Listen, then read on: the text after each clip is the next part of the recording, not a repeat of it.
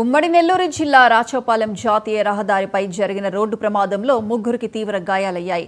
హైదరాబాద్కు చెందిన 11 మంది పెద్దలు, ముగ్గురు చిన్నారులు టెంపో వాహనంలో విహారయాత్రకు వెళ్లి తిరిగి వస్తుండగా వాహనం అదుపు తప్పి బోల్తా పడింది.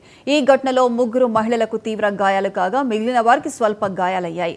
ప్రమాదం వల్ల 2 కిలోమీటర్ల మేరకు వాహనాలు నిలిచిపోవడంతో పోలీసులు ఘటనా స్థలానికి చేరుకుని ట్రాఫిక్ క్లియర్ చేశారు. డ్రైవర్ నిద్రమత్తులోకి జారుకోవడంతో ఘటన జరిగినట్లు భావిస్తున్నారు.